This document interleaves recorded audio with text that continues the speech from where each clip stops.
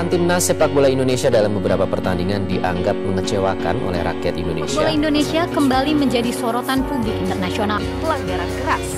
Sejumlah peristiwa menarik terjadi di Piala Dunia 2014. Namun yang paling diingat tentu adalah gagalnya Spanyol lolos dari fase grup. Padahal Spanyol datang ke Brazil dengan status sebagai juara bertahan. Kemudian publik sepak bola juga tentu ingat bahwa bagaimana kekuatan Brazil yang cukup meyakinkan dari babak penyisihan hingga semifinal dihancurkan oleh Jerman dengan skor yang sangat telak 7-1. Yang menarik tentu adalah partai final ketika Argentina bertemu Jerman. Kedua tim pernah bertemu di final pada 1990 dan saat itu Jermanlah yang keluar sebagai juara. Dan pada episode Piala Dunia 2014, Jerman kembali mengalahkan Argentina di partai yang sama dengan skor 1-0. Piala Dunia 2014 juga menghadirkan drama tersendiri.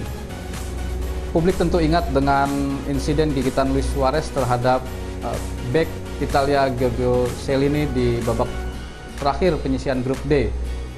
Insiden itu membuat Suarez harus pulang lebih awal dan mendapatkan ganjaran hukuman dari FIFA. Pada 2014, kawasan Asia juga menggelar agenda besar yaitu Asian Games di Incheon, Korea Selatan pada bulan September. Tidak banyak kejutan terjadi. Tiongkok yang difavoritkan menjadi juara umum memang kembali menunjukkan superioritasnya dan akhirnya mempertahankan gelar juara umum di event kali ini dengan menggondol 151 emas. Sementara Indonesia hanya duduk di peringkat 17 dengan raihan 4 medali emas, 5 perak dan 11 perunggu. Raihan ini sedikit menurun dari catatan Asian Games sebelumnya di Guangzhou, Tiongkok.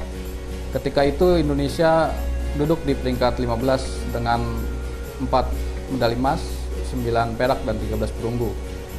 Dalam event Asian Games kali ini Indonesia meraih 4 emas dari cabang bulu tangkis, lompat jauh dan wusu. 4 emas yang diraih Indonesia di event Asian Games kali ini dipersembahkan oleh 2 dari cabang bulu tangkis, 1 dari cabang lompat jauh, dan 1 lagi dari cabang wusu. Kompetisi Liga Indonesia pada 2014 berbeda dengan kompetisi tahun sebelumnya karena kali ini Liga Indonesia dibagi dalam format 2 wilayah, wilayah timur dan wilayah barat, sehingga pemenang atau juara kompetisi ini ditentukan melalui sebuah partai final. Pada partai final lalu, Persib Bandung dan Persipura adalah 2 tim yang memperebutkan gelar juara sepak bola kasta tertinggi di tanah air ini. Pada final tersebut, Persib Bandung akhirnya keluar sebagai juara setelah melalui drama adu penalti. Di cabang sepak bola sebenarnya ada 2 event penting yang dihadapi oleh timnas Indonesia. Yang pertama adalah Piala Asia U19, yang kedua adalah Piala AFF. Namun di 2 event tersebut, Indonesia gagal mencapai target. Di Piala AFC U19, Indonesia yang ditargetkan untuk mencapai 4 besar harus kandas di babak penyisihan grup.